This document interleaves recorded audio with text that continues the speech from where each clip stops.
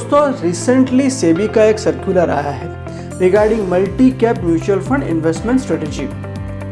इस सर्कुलर से stock market में और म्यूचुअल फंड जो इक्विटी रिलेटेड म्यूचुअल फंड है उन दोनों को अफेक्ट करेगा। आपको पता है इस सर्कुलर में क्या लिखा है? आइए इस वीडियो में हम समझते हैं। नमस्कार, मैं हूं बिहाग भावसार और आज हम बात करेंगे सेबी के recent circular on multi cap mutual fund investments पर। दोस्तों 2017 में सेबी ने एंटायर म्यूचुअल फंड इंडस्ट्री के फंड को कैटेगराइज किया था।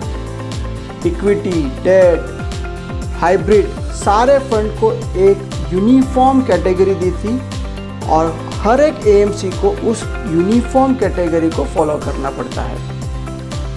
इसी सर्कुलर को थोड़ा सा रिफाइन करते हुए रिसेंटली सेबी ने multi cap mutual fund category में चेंजेस लाए हैं।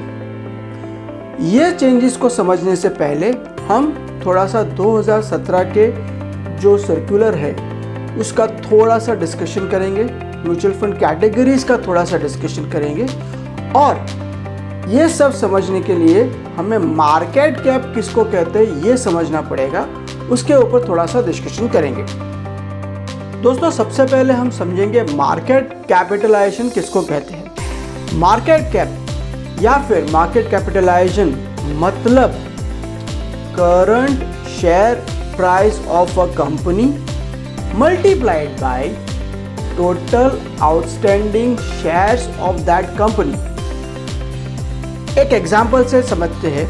लेट्स से ABC कंपनी है, उस कंपनी के शेयर की आज की मार्केट प्राइस है तकरीबन 100 रुपये और उसके टोटल आउटस्टैंडिंग शेयर जो मार्केट में सर्कुलेट हो रहे हैं वो है 1000 शेयर। तो ABC कंपनी का मार्केट कैप हुआ 100 multiplied by 1000 is equal to 1 lakh. दोस्तों इसी मार्केट कैप के हिसाब से कंपनियों की रैंकिंग होती है।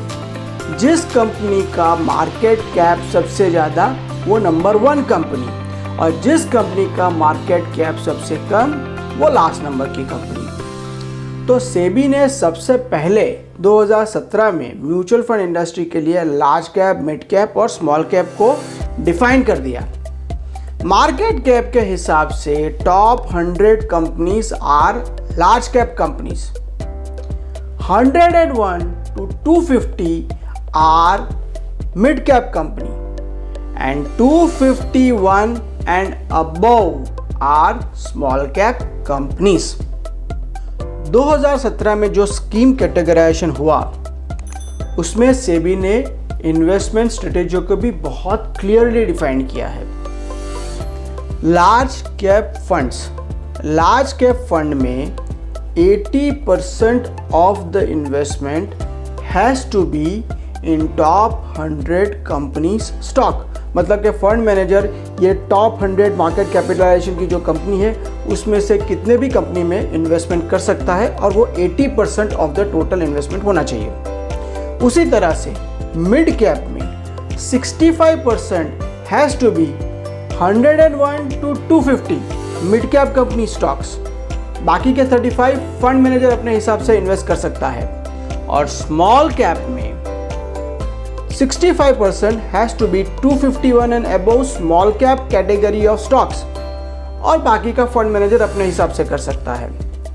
लेकिन मल्टी कैप फंड में 2017 में सेबी ने फंड मैनेजर को आज़ादी दी थी कि वो अपने हिसाब से इन्वेस्टमेंट कर सकते हैं अक्रॉस द मार्केट कैप। और इसी कैटेगरी में ये जो रिसेंट सर्कुलर आया है वो इन्वेस्टमेंट स्ट्रेटेजी को चेंज कर रहा है। दोस्तों ये रिसेंट सर्कुलर के हिसाब से multi cap strategy of funds में फंड मैनेजर को compulsory 25% large cap, 25% mid cap और 25% स्मॉल कैप रखना पड़ेगा। ये कंपलसरी रहेगा और बाकी के 25% फंड मैनेजर अपने हिसाब से इन्वेस्टमेंट कर सकेंगे। अब अब तक तो ये रेगुलेशन बिल्कुल नहीं थे, तो फंड मैनेजर अपने हिसाब से large cap, mid cap, small cap में इन्वेस्टमेंट कर देते थे। एक एस्टीमेट के हिसाब से इन कैटेगरी फंड में maximum investment large cap stock में है, that is almost 80% of the investment. तकरीबन 1,10,000 करोड़ का टोटल इंडस्ट्री AUM है मल्टी कैप फंड का। अब एक एस्टीमेट के हिसाब से इसमें से 46,000 करोड़ रुपीस का लार्ज कैप स्टॉक में से फंड मैनेजर निकलेंगे और उसको मिड कैप और स्मॉल कैप में ट्रांसफ़र करेंगे।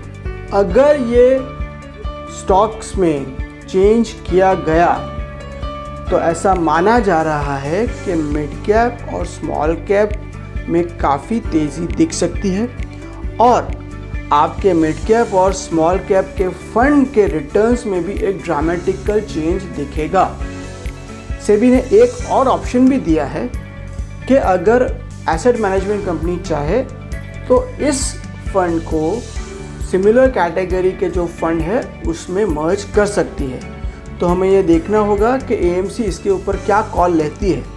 लेकिन एक बात तो तय है कि यहाँ से मिड कैप और स्मॉल कैप फंड में काफ़ी तेज़ी दिख सकती है, क्योंकि मिड कैप और स्मॉल कैप स्टॉक्स की काफ़ी डिमांड बढ़ सकती है। तो दोस्तों, आज के वीडियो में इतना ही।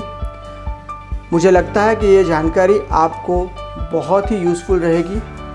ऐसे ही दूसरे वीडियो लेके हम आपके सामने आते रहेंगे। अगर आपको और ज़्यादा जानकारी चाहिए तो दिए गए डिटेल्स के ऊपर हमें कांटेक्ट करिए।